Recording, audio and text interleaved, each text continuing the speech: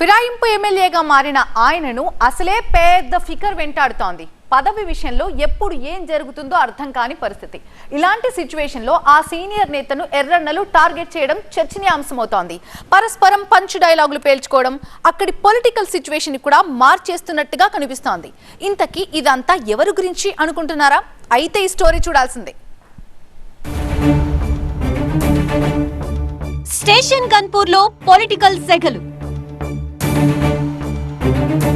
కడియంపై కస్సుమంటున్న వామపక్షాలు. శ్రీహరికి Wesley left and right. మిత్రులెవరు, ప్రత్యర్థులెవరు?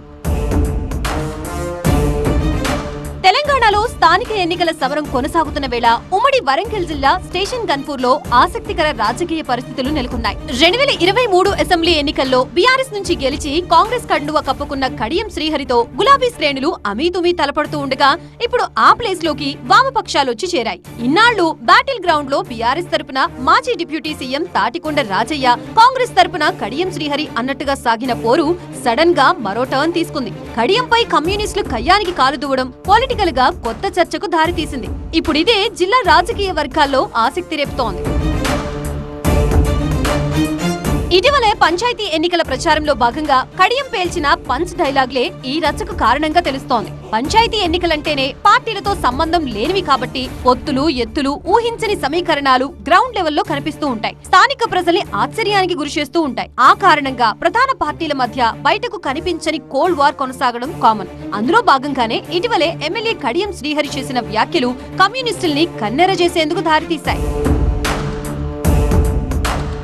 Sarpanch ఎన్నికల్లో భాగంగా స్థానిక కిష్టాజీగూడెం గ్రామంలో బీఆర్ఎస్ పార్టీ బలపరిచిన అభ్యర్థికి సిపిఎం నాయకులు మద్దతు తెలిపారు. వారి పక్షానే ప్రచారం నిర్వహించారు ఎర్రన్నలు.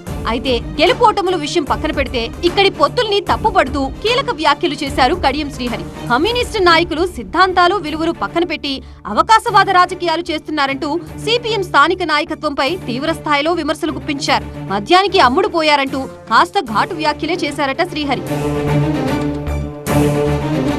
స్థానిక ఎన్నికల సందర్భంగా స్థానికంగా చేసినవే అయినా కడియం చేసిన వ్యాఖ్యల దుమారం చాలా దూరమే వెళ్లింది. అందుకే ఈ వ్యాఖ్యలను సిపిఎం రాష్ట్ర నాయకత్వం తీవ్రంగా పరిగణించింది. జనగామలో మీడియా సమావేశం ఏర్పాటు చేసిన సిపిఎం రాష్ట్ర కార్యదర్శి జాన్ వెస్లీ కడియం శ్రీహరిపై మండిపడ్డారు. బేషరతుగా క్షమాపణ చెప్పాల్సిందేనని డిమాండ్ చేశారు.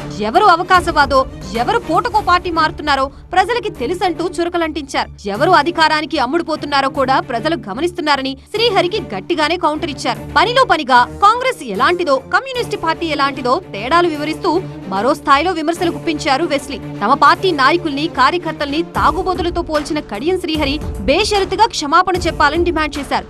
దీంతో వ్యవహారం ఒక్కసారిగా ఓవర్ హీట్ అయిపోయింది. అసలే ఫిరాయింపు వ్యవహారంలో స్పీకర్ కోర్టులో నిలబడ్డ కడియం శ్రీహరి పొలిటికల్ ఫ్యూచర్ పై మల్లగుల్లాలు పడుతున్నారు. ఇలాంటి సందర్భంలో ఆయనపై కమ్యూనిస్టులు చేసిన కమెంట్స్ అగ్గికి ఆజ్యం పోసినట్లుగా మారాయి. మొత్తానికి రాష్ట్ర స్థాయిలో కాస్తో కూస్తో కలిసి ఉన్నట్లుగా వ్యవహరిస్తున్న కాంగ్రెస్, సిపిఎంలు గ్రౌండ్ లెవెల్లో మాత్రం సై అంటే సై అంటున్నాయన్న చర్చ జరుగుతోంది. కడియం శ్రీహరి ఎపిసోడ్ దానికి ఉదాహరణగా చెప్తున్నారు రాజకీయ విశ్లేషకులు.